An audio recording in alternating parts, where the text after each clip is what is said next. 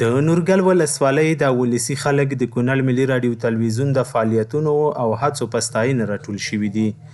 دوی په دغه سیمه کې د وروستۍ مرګونې زلزلې له امله د اوښتي ځاني او مالي زیانونو څخه د خلکو، حکومت او نړۍ د خبرونې په برخه کې د کونړ ملي راډیو تلویزیون د کارکوونکو میړانه او ژورنالیستیک فعالیتونه وستایل.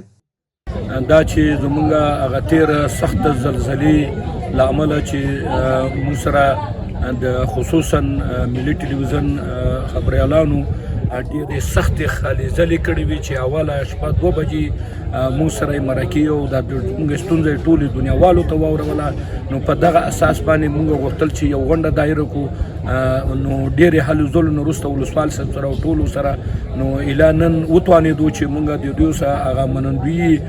غونډه ونیسو. نو دا د هغې دپاره ټوله ولسوالۍ هغه زلزله ځپلو مشران راغونډ شوي دي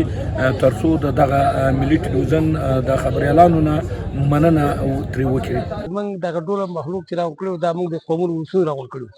او د دې ولسونو مشرانو نه د چارواکو نه خصوصا د میډیا نه د دې خلکو غږ رسولو دپاره چې دا زموږ غږ یو ځای ته رسولی دی او د خلکو د خدمت دپاره د دې نه یو مننه موږ کوله. نورګل ولسوالۍ ولسونو بار بار موږ نه غوښتنه کوله چې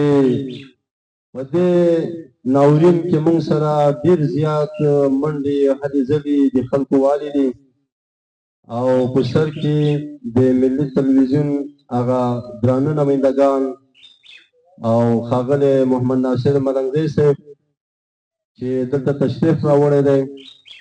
او د زلزلې په اوله شپه دې ځان راورسوو او یقینا چې د نورګل ولسوالۍ ولسونه ورته د زلزلې د لومړۍ شپې اتل لقب هم ورکړی دی دته. ولسي خلکو په خپلو ویناوو کې د رسنیو په تیره د کونړ ملي راډیو تلویزیون له مشرتابه مننه وکړه چې پر وخت یې د خپلو خبرونو، رپوټونو، مرکو او خپرونو له لارې د دوی غږ ته په ملي او نړیواله کچه انعکاس ورکړ. په همدې حال کې د کونړ ملي راډیو تلویزیون کارکوونکو د نورګل ولسوالۍ له قومي مشرانو او حکومتي مسؤلینو مننه کړې چې د دوی د ترسره شوو فعالیتونو درناوی وکړ. زه د کونړ ملي راډیو تلویزیون د ادارې په استازیتوب د نورګل ولسوالۍ له محترم مقام څخه